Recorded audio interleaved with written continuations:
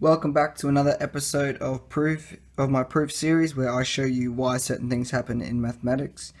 Right now I'm showing you why the inverse of tan x or arctan x, they're both the same, equals 1 over 1 plus x squared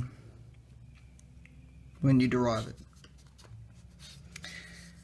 Okay, so we'll start with our function,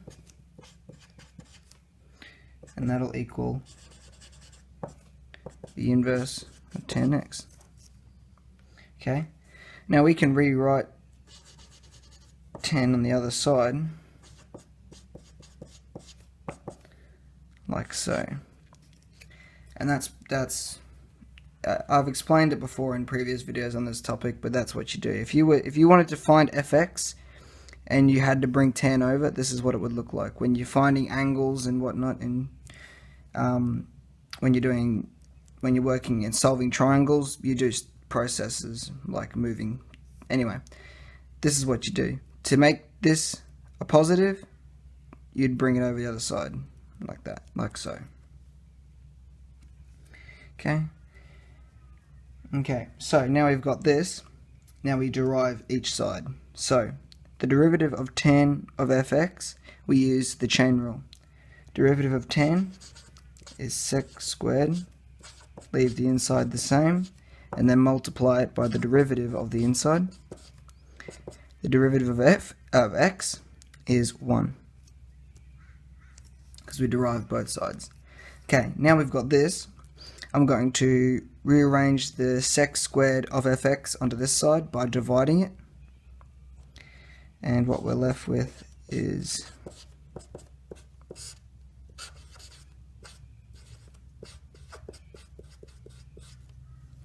okay, because I want to isolate the f dash x because that shows the derivative. Okay, now that we've got that, we can use a trigonometric identity, and the trigonometric identity is that 1 plus tan squared of whatever, let's say fx, equals sec squared fx. Now, some people, when they look at trigonometric identities, they see a theta there, because usually that's the rule. They just use a theta, but it doesn't matter. It doesn't matter what the variable is or what you're changing, as long as it's the same for both of them. You can't have an x here and a theta there. You have to have an x here and an x there, or a theta there and a theta there, or in this case an fx here and an fx there. Okay, so now we've got this.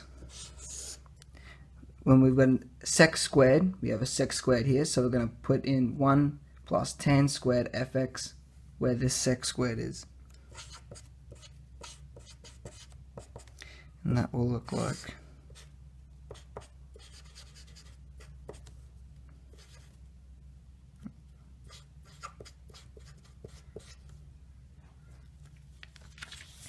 okay.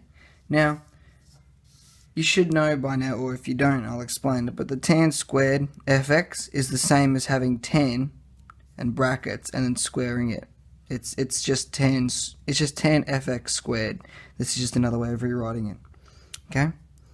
And I'm saying that because we have a tan on its own up here. And so let's say we have tan fx equals x.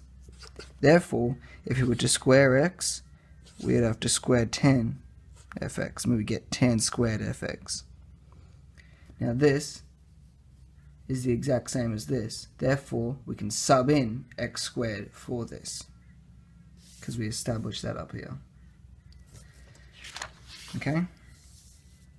Therefore, the derivative is 1 over 1 plus x squared.